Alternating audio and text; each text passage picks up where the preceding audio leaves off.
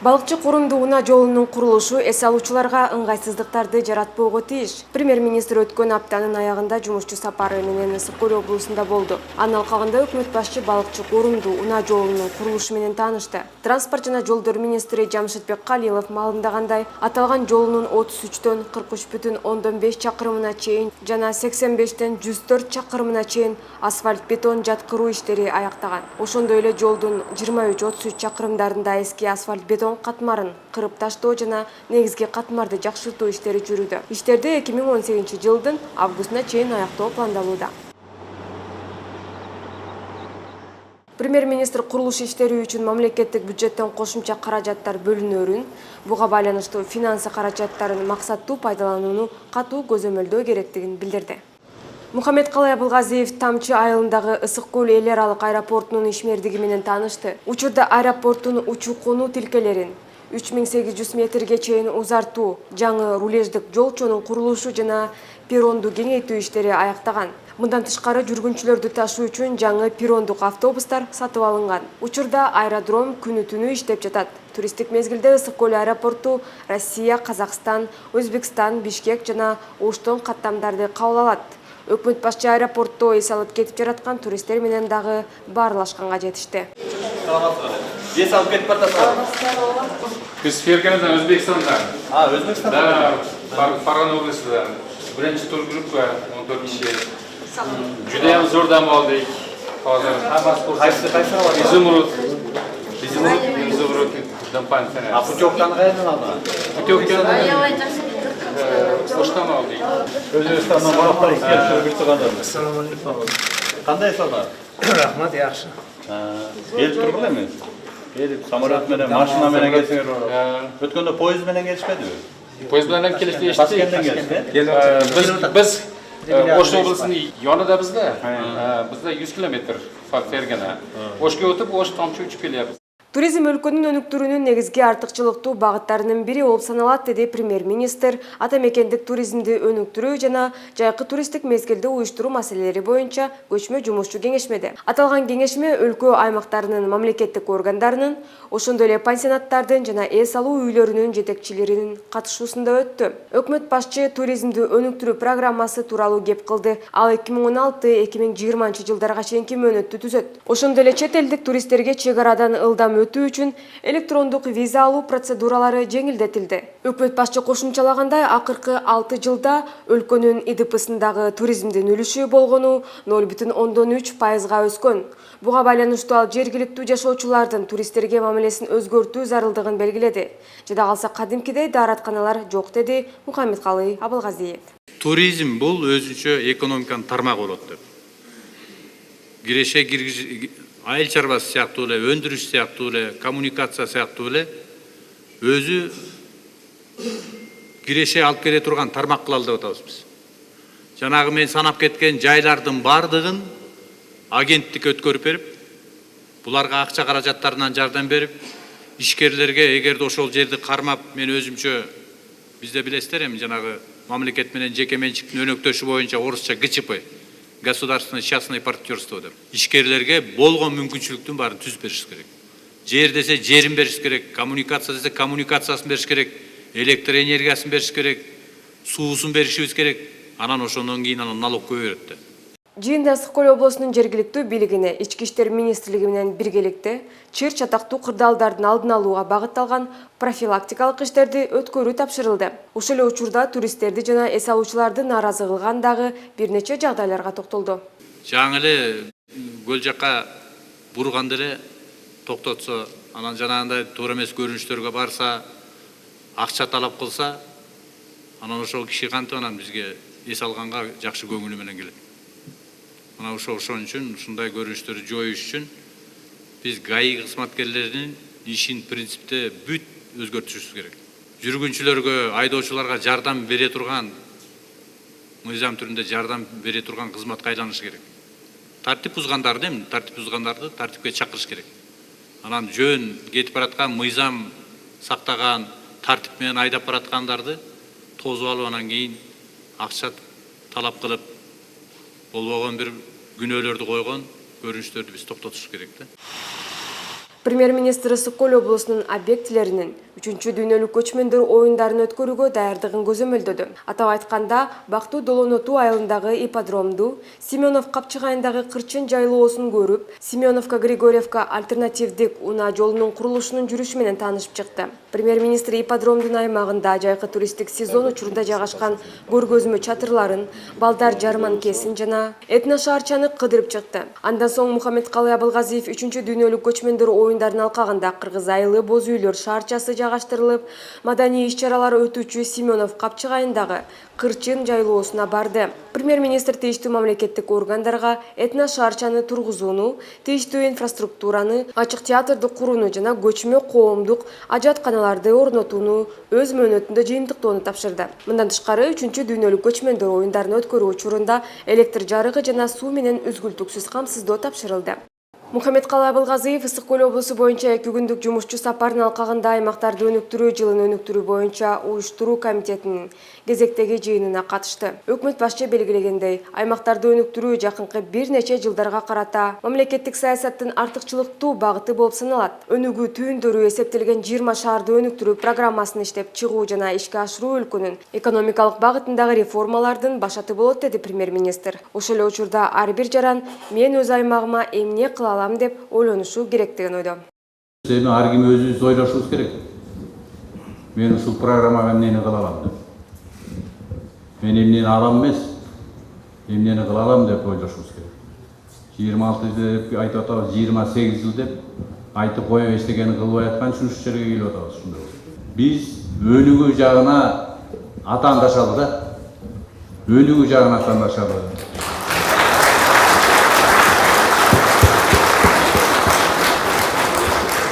Жакшы ойлорду айткан жагынан атаандашалы, жакшы сунуштарды берген жагынан атаандашалы. Кемчиликте кимде кемчилик жок, баарыңар элестер, баарыбызда кемчилик бар.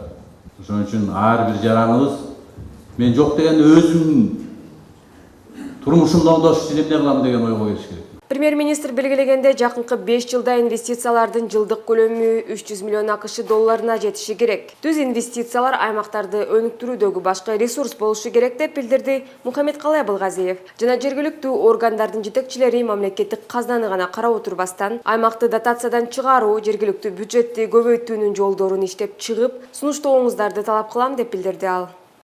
Ошондой эле премьер-министр Каракол шаарында Жапония эл аралык кызматташтык агенттигинин борборуна барып, бир айыл, бир продукт долбоорун ишке ашыруунун жыйынтыктары менен таанышты.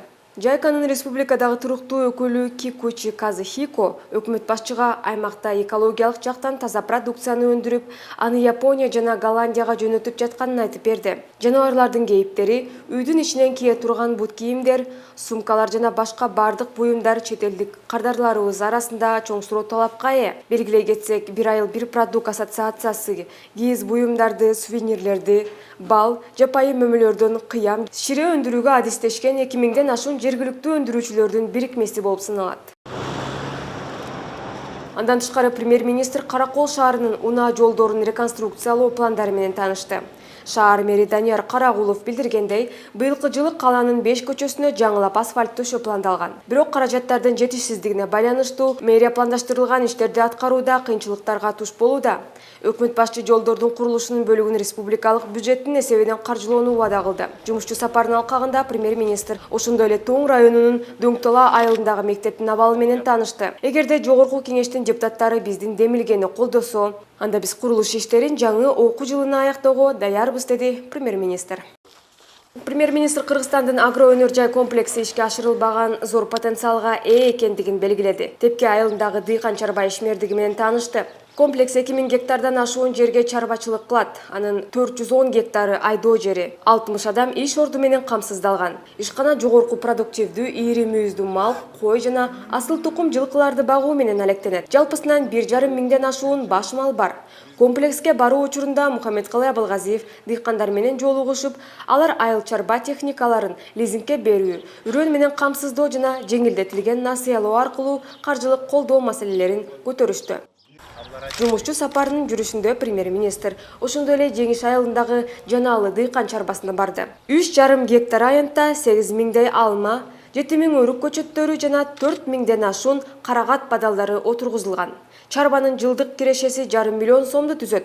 Өкмөт башчы айдоо жерин көрүп чыгып, дыйкандар менен сүйлөштү. Биз экологиялык таза продукциялардын артыкчылыктарын толук кандуу пайдаланышыбыз керек. Ал аймактын тышкы рыногунда чыныгы атаандаштыкты түзө алат, деди Мухаммедкалый Абылгазиев. Премьер-министр Тоо кен тармагындагы кырдаалды жакшыртуу чараларын көрүүнү тапшырды. Бул кен иштетүү тармагында кыйлата таал жагдай түзүлдү. Ал кызыктар органдардын аракетсиздиги жана жөнгө салынбаган иши менен бир кыйла деңгээлде шартталган деп белгиледи өкмөт башчы. Мухаммедкалый Абылгазиев учурда орун алган маселелер инвесторлордун ишин кыйындатып, экономиканын өнүгүүсүнө, ИДПнын көбөйүүсүнө, өлкөнүн имиджине жана анын инвестициялык жагымдуулугуна терс таасирин тийгизип жатканын айтат. Калктын каршылык аракеттери негизинен кен иштетүүчүлөрдүн ишмердиги тууралуу ишенимдүү маалыматтын жоктугу, мүмкүн болгон экологиялык тобокелчиликтердин жаралышына кооптонуу менен шартталган. Бул көбүн эсе Тоо кен тармагын өнүктүрүүгө кедерги болот, дейт өкмөт башчы. Премьер-министр Азия өнүктүрүү банкынын аткаруучу директору Сиуркани Исхак Касим менен жолугушту. Өкмөт башчы Сиуркани Исхак Касимди банктын аткаруучу директору кызматына дайындалышы менен куттуктады жана ишиндеги ийгиликтерди каалады. Мухаммедкалый Абылгазиев белгилегендей, бүгүнкү күндө өлкөнүн 2040-жылга чейинки узак мөөнөттүү өнүгүү стратегиясы иштелип жатат. Ошондой эле ал өкмөт алдында орто мөөнөттүү мезгилде активдүү жана максаттуу мамлекеттик экономикалык саясатты ишке ашыруу боюнча чоң иш тургандыгын белгиледи. Буга байланыштуу биримдик ишеним жаратмандык программасы иштелип чыккан. Сиуркани Исхак Касим кыргыз тарапка бардык айтылган маселелер боюнча көмөк көрсөтүүгө даярдыгын билдирди. Премьер-министр Мухаммедкалый Абылгазиев Казакстандын элчиси Карим Көкрекбаевди кабыл алды. Өкмөт башчы келечекте өз ара кызыкчылыктарды жараткан эки тараптуу кызматташтыкты өнүктүрүүнүн зарылдыгы тууралуу маалымдады. Ошондой эле бүгүнкү күндө өлкөлөр ортосунда бардык деңгээлде жемиштүү саясий экономикалык диалог түзүлгөндүгүн белгиледи. Премьер-министр ВСП плюс макамынын алкагында иш-чаралардын деталдык планын иштеп чыгууну тапшырды. Өкмөт башчы белгилегендей, аталган макам ата мекендик продукцияны Европа өлкөлөрүнүн рыногуна тоскоолдуксуз экспорттоо мүмкүнчүлүгүн ачат. Мухаммедкалый Абылгазиевдин айтымында, Кыргызстан Евробиримдик өлкөлөрүнө биринчи кезекте айыл чарба продуктыларын, ошондой эле текстилдик жана кийиз буюмдарын жана башкаларды экспорттоо үчүн жемиштүү мүмкүнчүлүккө ээ. Буга катар премьер-министр бүгүнкү күндө ВСП плюс макамынын артыкчылыктарынын белгилүү бөлүгү гана пайдаланылып, жеңилдиктер толук эмес көлөмдө колдонулуп жаткандыгын белгиледи. Экономика министри Олег Панкратовдун маалыматы боюнча, ата мекендик экспортерлор үчүн негизги көйгөй катары тастыктоочу документтерди алууда техникалык тоскоолдуктардын орун алуусу. Ошондой эле өлкөнүн географиялык жайгашуусуна байланыштуу жогорку транспорттук чыгымдар саналат. Өкмөт башчы өлкө ишкерлеринин арасында кеңири түшүндүрүү иштерин жүргүзүүнүн, ошондой эле аларга ВСП плюс макамы алкагындагы жеңилдиктерди пайдаланууда колдон келген көмөктү көрсөтүүнүн өзгөчө маанилүүлүгүн белгиледи. Мухаммедкалый Абылгазиев акылдуу шаар долбоорунун коопсуз шаар компонентин ишке ашыруу жана түндүк ведомство аралык электрондук өз ара аракеттешүү тутумунун ишке киргизүү маселелери боюнча кеңешме өткөрдү. Маалыматтык технологиялар жана байланыш мамлекеттик комитетинин төрагасы Бакыт Шарчембиев жалданба уюмду тандоо үчүн сынак үстүбүздөгү жылдын 20-июлуна чейин жарыяланаарын маалымдады. Иштелип чыккан техника экономикалык негиздеме алкагында келишимди аткаруу шарты катары 48 кесилишти, 52 стационардык чекти эреже бузууларды фиксациялоочу камералар менен камсыздоо, ошондой эле 32 чекти көчмө аппараттык программалык комплекстер менен жабдуу болуп саналат, деди Бакыт Шарчембиев. Андан тышкары премьер-министр түндүк тутумун ишке ашыруу тууралуу маалымат угуп, аталган программа бул электрондук өкмөттүн негизи экендигин белгиледи. Премьер-министр жылдын күз-кыш мезгилине өлкөнүн калкынын жана экономикасынын даярдык көрүү боюнча республикалык штабынын жыйынына катышты. Жыл сайын жылытуу мезгилине жооптуулар толук даярдык тууралуу баяндашат. Бирок Бишкек жэбиндеги окуялар айрым жетекчилер өз милдеттерин аткарууга жоопкерчиликсиз мамиле кылып жатышкандыгын көрсөттү, деди премьер-министр. Өкмөт башчы көмүр менен камсыздоо маселесинде катуу отун атайы базарга толук көлөмдө жана антимонополдук орган тарабынан бекитилген баада тоннасына 1200 сомдун тегерегинде түшүүсү керек экендигин билдирди.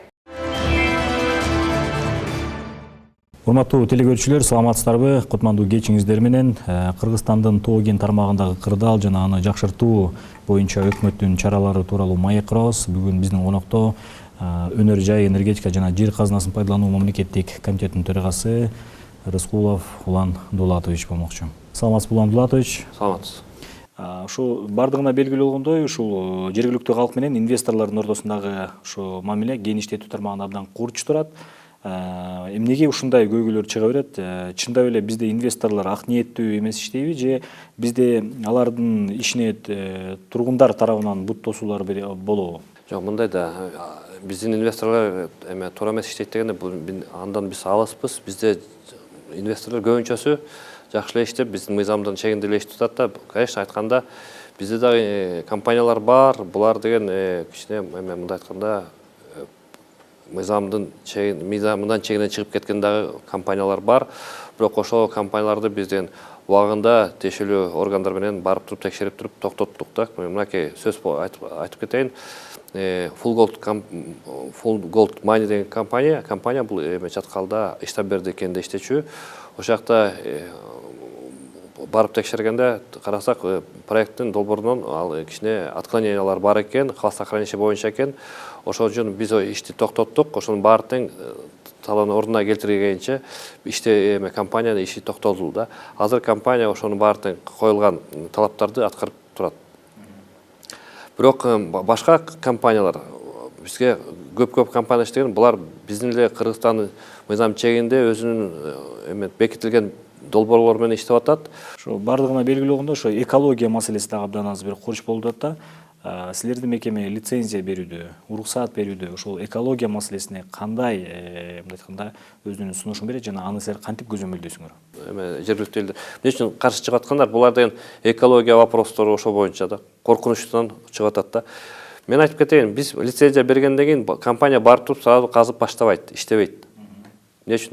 Биринчи лицензия алгандан кийин бул укук, ошол жака иштегенге укук берет да. Бирок ошону укукту аткарыш үчүн компания долбоор жазыш керек. Долбоор жазып кантип иштейт, кандай иштерди аткарат, кандай технология менен пайдаланат, кандай техника ошол жакта пайдаланат да, канча киши иштейт. Ошо баары тең долбоордо жазылат. Ошо долбоор анан тиешелүү органдардан экспертизадан өтөт, экологиядан, к примеру, ГАОстон өтөт, экологияга тиешелүү. Анан дагы коопсуздук боюнча, техника безопасности боюнча бизден өтөт, анан дагы кантип казат, ошо технология боюнча бизден кайра эле мамгеологиядан өтөт да.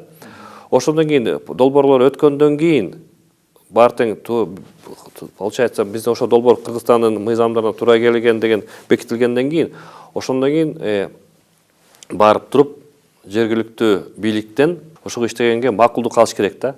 Ошондон кийин барганда жергиликтүү калкты чогултуп, ошо долбоор менен тааныштырып, маалыматты жеткизип туруп, ошондон кийин бизге келип туруп, ошо мынакей жергиликтүү бийликтен уруксат алып келгенде, ошондон кийин эле биз уруксат беребиз иштегенге. А мына экология вопростору ошо туура айтып атасыз, долбоордо көрсөтүлөт да, ошо долбоор биздин экологиянын коюлган талаптарына туура келбесе, анда ошо долбоор эч качан ишке ашырылып болбойт. Ошол эле учурда бул жагдайлар инвесторлорду тартууда Кыргызстанга кедергисин тийгизип жатат. Буну кантип жөнгө салышыбыз керек? Ошон үчүн биз ошо компанияларга сигнал берип атабыз. Бизден мыйзамдын чегинде баарын тең карайбыз. Мыйзам чегинде компания бузса, анда жоопкерчиликке тартылат. Компания мыйзамды бузбаса, анда тиги Тоо кен тармагында ошондой зыян алып келген ошолорго биздин жарандарга иш козголуп, мыйзамды бузса, анда ошолор жооп берет дегенде, бул сигнал инвесторлорго бизден мыйзам чегинде иштейбиз деген сигнал да. Улан Дулатович, айтып кетсеңиз, ошо бүгүнкү күндө кен иштетүү тармагы ушу мамлекетке канча пайда берет, жана анын кандай жолдор менен көбөйтсөк болот? Жыл сайын бизде Тоо кен тармагында иштеген компаниялардан салыгы 110 миллиард сомдой болот да. 12 жылдан баштап киргизгенбиз пул дегендичи айтып атпайм, мына төлөмдөр боюнча. Бүгүнкү күнгө чейин 1 миллиард 300 миллиондой сом ошо жергиликтүү бюджетке которулган. 12 жылдан баштап ошо биз өткөзгөн конкурс аукциондордон бүгүнкү күнгө 8,5 миллиард сом түшкөн да. Ошо канча пайыз кетет. Мындай айтканда, Тоо кенде иштеп аткан компаниялар мына бир жылда где-то 10 миллиард сом салык төлөйт да. В общем, канча киши иштегенде азыр где-то 8 миң киши Тоо кен тармакта иштейт. Кендер баары тең региондордо жайгашкан да. Ошон үчүн биз региондорду кантип өндүрөбүз. Ошол жакта ачыш керекпиз да, иш орундарды ачып. Айтып кетейин, Тоо кен тармагында бир кенчинин орун ачылса, соответствующий мындай айтканда мультипликативный эффект берилгенде дагы 5 иш орун ачылат. Эмне үчүн? Кенчини аны деген тамак аш, кенчини кийим, кенчини жумушка алып келип деген ошо баардык ошондой менен соответствующий как бы смежный отрасльдар ишке ашырат да. Урматтуу телекөрүүчүлөр, бүгүн биз ушу Кыргызстандагы Тоо кен тармагындагы көйгөйлөрдү жана аны кандай жол менен жөнгө салуу керектиги тууралуу маек курдук. Биздин конокто Өнөр жай энергетика жана жер казынасын пайдалануу мамлекеттик комитетинин төрагасы Рыскулов Улан Дулатович болду. Саламатта калыңыздар.